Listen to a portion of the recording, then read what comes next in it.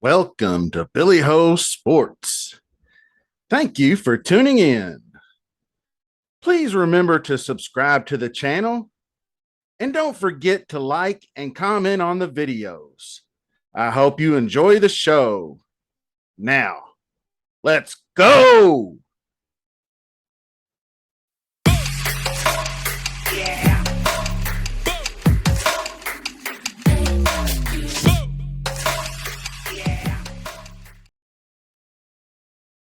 Hello there, Billy Ho here, coming at you on a Tuesday, and I'm finally joined once again by David, the Hamburgini, aka the DFS Chef. That's where you'll find him on Twitter. And how's it going today, Dave? I'm doing good. We had a couple of weeks, at least not off from golf, but we had a couple of weeks off of doing this show. So it's good to be back and Yes, yeah, and talking golf. getting the NFL content going and all that good stuff too. So it's been a decent break, but I really missed doing the golf shows. So we're gonna get into it. It's CJ Cup, just real quick, 78 players, no cut, long course. We saw it called the Palmetto a couple of years ago. It's at Congaree. It doesn't get a lot of play. It's a firm and fast golf course. It has tons of sand surrounding almost every single fairway. So you want to keep it in play. Players hit it longer, and staying in the fairway is the key to winning. Emphasis on long irons, 175 to 200, 200 plus, things of that nature. And, putting's always a good thing. Distance never hurts, but you need to be accurate. So we're going to get into it, and we haven't seen old David's model in a while, so we're going to take a quick look. All right. So what I was talking to David before the show was we all know these guys up top, the 10K and up, JT Scheffler, Rahm, and Rory, and and it's almost who you want to be a fan of. JT's my guy. I don't know if I'll fully play, but I love Rory. Rory just rates out so well. So maybe what I'll probably end up doing is doing a Rory JT stack up top because you can afford to do that with JT being so cheap. And but then these 9K guys. So what I'm going to do is kick it over to David and have him just do the mostly in the 9K section and anybody who feels strongly about in the five digit range there, Dave. So go ahead. Yeah, like you just mentioned, it's kind of pick your poison, flip a coin, interchange these guys that are 10K plus on DraftKings. Um, you know, it's the first time that we're seeing Rory and Rahm in quite some time on the PGA Tour. But if you go back, they've been playing the Euro Tour, so it's not like they haven't been playing. They haven't been taking weeks off. And if you pay attention to what they've been doing on the Euro Tour, they've both been crushing it on the Euro Tour. I know Rahm just recently won the España Right. you know tournament, and then before that they both were in a tournament where they both finished like T2. So I mean they're crushing it out there. They're looking like they're in great form. So you can go to either one of them in the 9K range. This is definitely a possible spot to make or break. Some GPPs. Um, Homa's been playing great. Uh, you know, he's definitely someone that I think is going to get a good amount of ownership. Yeah. The Hovland is always they always question his around the green play, but if you actually pay attention to it, Hovland's actually been improving around the green a great deal. I think for me, it's going to probably come down in the 9K range to probably Sam Burns because we are on Bermuda. We're in Carolina. I know Burns is from Louisiana, but Burns seems to always do well in these southern kind of coastal tracks. And then obviously Sungjae. I mean, some people are going to question these guys that played last week that played in Japan and are now flying back to the States. But these guys are used to travel. I don't think it's going to affect them. They've had plenty of time to readapt themselves to the time zone. I'm sure they got plenty of sleep on the flight. It's not like these guys are really taking commercial flights. They're pretty much taking private jets. So I'm sure they're perfectly fine and ready to go. So I think in the 9K range for me, it comes down to Burns and M. I will say that we don't really talk Yahoo that much, but on Yahoo, it's almost very possible to kind of really do and jam in almost anybody you want. And I'm not going to give away like a lot of my lineups on Yahoo completely, but for me on Yahoo, my final two spots, for me, I've got two guys that are $37 a piece, or you can go to JT and then down to someone like in the $33 range area. So on Yahoo, those guys that are 37, you know, you've Something like got that. him at 30. Yeah, exactly. I mean, you've got like him at Yeah. 37. You've got Homa, I think, is 37. Tom Kim's 37. Victor Hovland's 37. So it's really quite possible to kind of jam in a very good studs and duds lineup on Yahoo. Oh yeah, yeah. It always is, and that's the problem. Is I want to throw in too many of these guys that are $44 and then just go right down to $20 and find one or two guys. So this was just the first build of mine that I did when the pricing came out. And so one of the things I wrote down, and I'm already hearing it from other pods, is it's a Linksy style course. It's also kind of coastal. I'm going to kind of consider it coastal because it's pretty close. It's got a lot of sand, and it's definitely close enough for me. The one thing on weather is they have 80. I haven't seen tee times yet, but they tee off 8 a.m. Thursday, Friday. And 8 a.m. it's supposed to be like 39, 40 degrees in the morning. So that to me, I may I don't know for sure, but I might look into some guys that are going to be in the middle range of tee times where they're teeing off, because they try to do an AM PM, but they're all going to be teeing off in one wave. So you're going to get guys that are teeing off at 9:30 in the morning, and then the next day it's going to be 11:30 in the morning or something like that. So I'm going to keep an eye on that just as a small angle to play. With you on most of the guys you mentioned. The first thing I did see was Hovland, and you even said is around the green game's even better. But from what I'm hearing, around the green was not when they played Palmetto was not a very key stat. Most of the greens are shaved down like links style courses, so you can see a lot of putting from off the green and things of that nature. But this is just going to be good ball striking, hitting fairways and knocking it on the greens, and maybe some bogey avoidance, three putt avoidance. Homa, I agreed on as well. Uh, let's see, back to the nines. Matty Fitz was another guy that I think will do well. Rom, you mentioned Rom won the Espana, and that's kind of the equivalent of the Euro Mexico Open.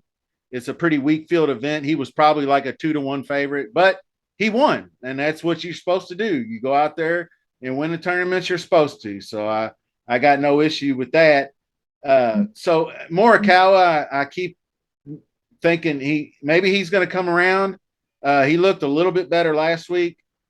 So getting into the 8Ks, I think everybody's going to be on Tom Kim. He looks super popular. Sooner or later, he fell off a little bit at the Zozo.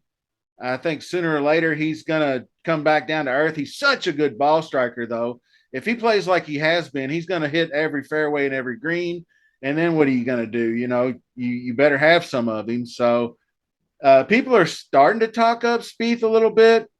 This didn't strike me as a Spieth course, but I may look into him more because he's just so bad with the driver. I don't want to sit there and watch him whacking out of these sandy beach areas on every damn tee shot, scrambling for pars, and like he did in the President's Cup, making 50-foot putts. But the other guy that I had saw early on was Terrell Hatton.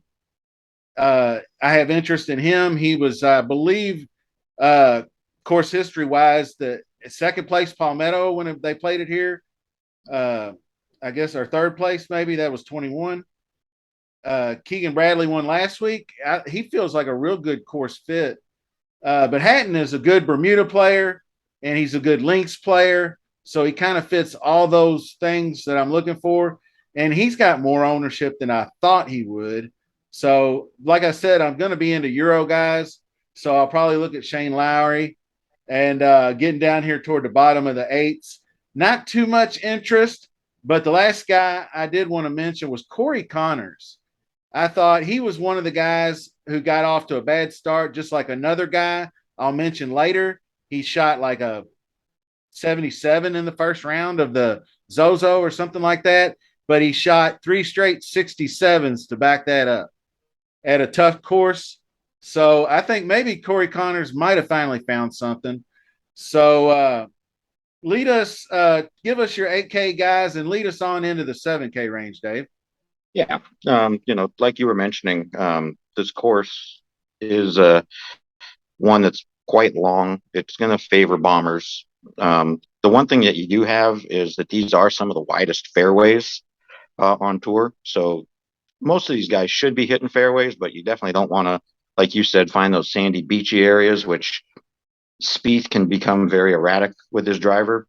So that is something that's questionable. Tom Kim at 89 definitely seems like he's underpriced. He's going to be heavily owned. Cameron Young should be someone that gains ownership because he's such a bomber. He didn't look all that great last week to me. Um, Taylor Montgomery is showing 8,200. He's probably going to be very popular. He seems like he's mispriced. Obviously Corey Connors is a great ball striker. Um, so So, the eight, sorry, David. So mispriced as in he's too cheap? yeah, I think he's Okay. probably too cheap. Um, Especially, I mean, on FanDuel. FanDuel, if you play FanDuel, I think he's like a free space. I think he's a free square there. I got to double check. Let's see if I updated my model or if I just Yeah. input It that. looks like you have him at 7K I flat. don't, yeah, Is that yeah, I the don't think min? that's right. Yeah, that's not right. I had that manually typed in. There we go. Now the formulas are, he's 9,600 on FanDuel. Okay. Because I was But going to say that would be a free square. yeah, but even at 9,600, I mean, I think that might be a little bit underpriced for Taylor Montgomery. He's obviously a Corn Ferry stud, but he's come out on tour early on in the swing season. He's shown that he can handle Yeah. the pressure of the PGA. So I think Taylor Montgomery, someone's going to be heavily owned. The 8K range definitely could be another range that wins you a GPP if you find the right guy. Um, Going into the sevens, um, he seems like he might be overpriced, but the way he's been playing lately and the fact that I think gained strokes with the putter now, I think it's 7 straight events. Emiliano Grillo is someone that Absolutely. is gonna be someone that I think, I mean, he's gaining steam. I'm hearing his name popping up quite often. Oh yeah, he'll be popular, no doubt, because Yeah. he's been on such a good run. But we'll get his putting stats right quick here for you. But Uh, you know, if he's gonna be popular, the guy that I'm not hearing his name popping that much, and maybe I haven't listened to enough pods. But when you think coastal tracks, you think of this guy, and I'm actually surprised that I watched Rick's preview video, and Rick usually is always on this guy, and I didn't hear him mention his name. But Aaron Wise is someone that I really like this week. If you go to that second tab that I always put out with the oh bets and yeah, player pool with those extra nuggets that I always throw in there, we're talking a very long track. So if you scroll down a little bit on the right side, strokes gained total 7,500 yard plus courses.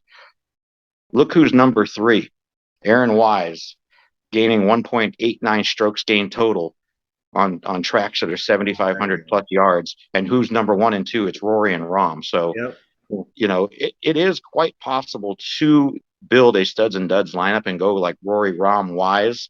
JT's Montgomery. on the list. There's Taylor Montgomery. Granted, it's not that many rounds. It's only 12 rounds, but Yeah, but still, Mito's 15. Wise is 22. I yeah. mean, So I mean, it's not it's bad. there. Yeah, it's definitely there. So for me, when you think of a coastal kind of setting, Aaron Wise immediately pops into my head. They do describe this course as a Australian type feel course. So, it's there. Jason Day, Cam Davis, 2 Aussies.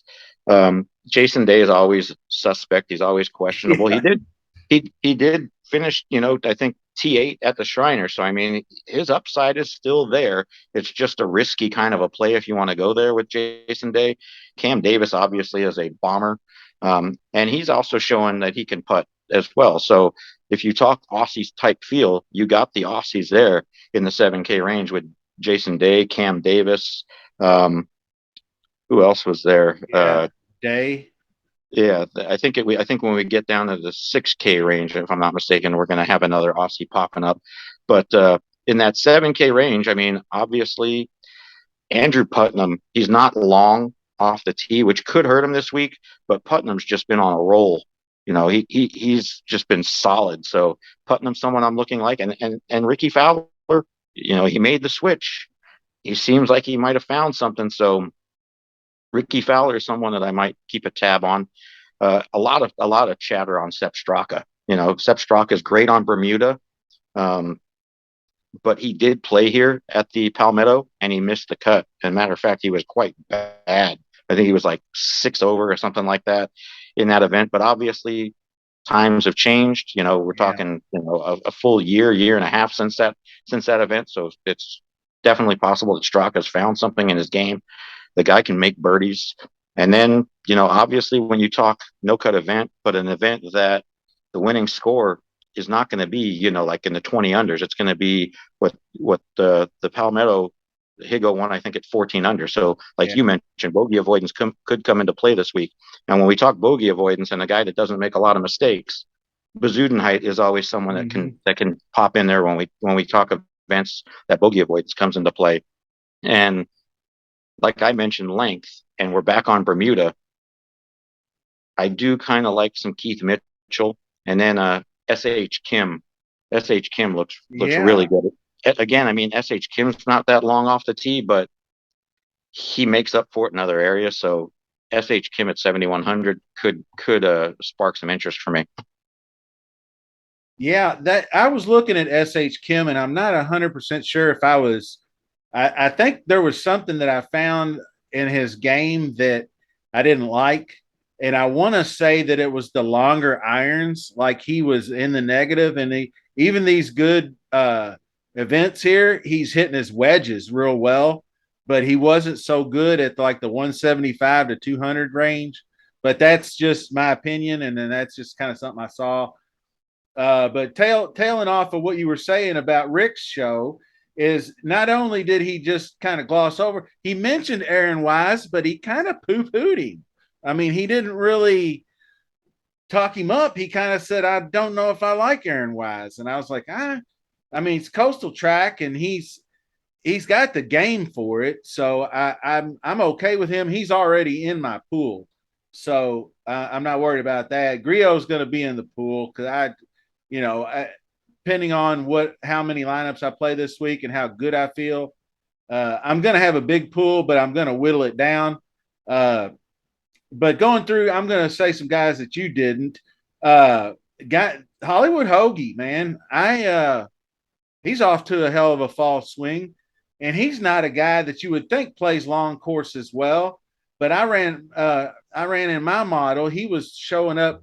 I don't think he's in this model. He's a high ranking guy in this model, but I don't think this was the one I ran on long courses. But he was up there. So lost my train of thought. Shit. I'm with you on, but hey, Seabez. I just call him Seabez because I've been having trouble pronouncing his name for some reason. And there was a couple other guys. I actually made a pool in 7K range. So I had Griot, Wise, Hoagie. I'm going back to Munoz. I think I had a better look over here on yours because they were both right together. I had Straka and Munoz last week, and they both kind of let me down. Munoz was another guy. He came out, shot 72 in round one, but then he shot in the 60s all the other days. So he was pretty decent. If he'd have had a better round one, he would have been up in the mid 20s instead of 36. And he scores pretty well, and he's good in no cuts. Maybe Sepp's not good in no cuts. I don't know. I have to do some more research on him. But getting down to the bottom, the two other guys were Scott Stallings and you did mention Kitayama, and I probably go back to Mito. But just to polish off the last couple of guys that I was interested in the 6K range, is Davis Riley being one of them. He's long off the tee and he's good at everything, and he seems to be better on courses that are a little tougher. So I think he can maybe grind his way into some good scoring this week.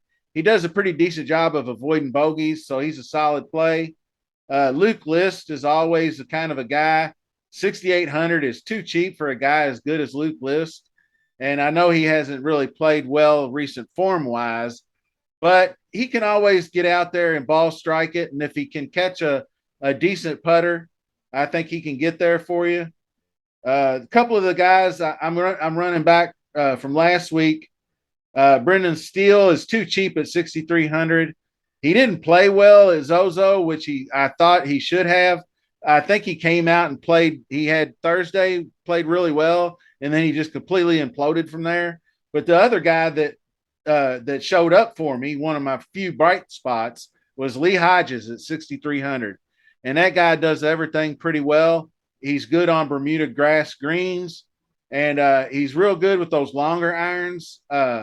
So I think he's a guy that I'll probably polish off some of those stars and scrubs lineups with. And take us home, Dave. Who you got down low? Yeah, I think JJ Spawn is somewhat that could be somewhat interesting under 7K. He's been striking the ball pretty well. Um, Talk about no respect, and I can't think that he's lost his game. Maybe it's still the injury that's lingering, but Webb Simpson at 6,700 just seems like complete disrespect to him. So, and I've always been a Webb fan, so I mean, I might sprinkle some Webb in there. I'm still not sure. Chris Kirk at 6,600 to me seems like he's too cheap, but again, these guys maybe are not long enough for this course. Something you got to question. Um, Gary Woodland, another guy that seems way too cheap, but again, Gary's on that same kind of pace of Webb, who's just not been looking great, but at 6,400 and the kind of ball striker he is, and he's got that length off the tee, I might take a couple chances, on Gary Woodland this week, especially if I'm making multiple lineups. Um, and like some of the guys that you already mentioned, also I might be taking some looks at this week. But I'm definitely going to try and keep it tight. Right now, my player pool I think is a little too many players right now, so I'm going to probably dwindle it down a few players. Yeah, I'm totally with you. I mean, I was looking at the sheet I printed out, and I probably got uh, almost 30 players. So that's damn near half the field. So I'll definitely be whittling that down. One last guy I did fail to mention was Alex Smalley. And I know you'll probably hear about him a little bit this week, but he showed up in one of my models of difficult scoring courses, like over the last, I don't know, 24 to 36 rounds. So I think he's a guy that you could probably roll out and pretty cheap at 6,600. So I appreciate you coming back on with me. Finally got you. Schedule's been kind of jacked up lately, and we've been missing each other. But glad to be back on the horse here with a Tuesday PGA show. And I'm gonna start doing this on the regular. Is just like I did with everything else in PGA all summer long.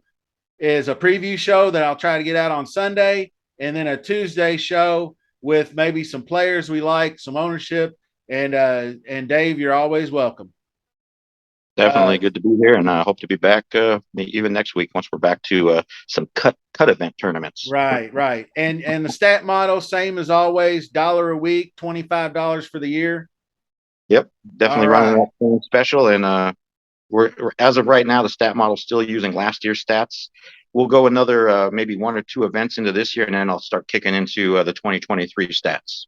Okay, sounds good. And that makes sense really because it's really hard. And I think that's why a lot of people don't like fall swing events too, is because they don't have their stats. Because you end the season. I bet you end the season at the end of August. So I don't know. You can still kind of rely on those guys toward the end of the season, but I generally try to give somewhat of a reset. So for David, he is at the DFS Chef on Twitter. Me, I am at Billy Ho Sports on Twitter now. Uh, I'm still amazed that that handle was actually available. It seems like it would be common, but that's all right. I'll take it. And until the next show, thanks for watching, and we'll see you soon.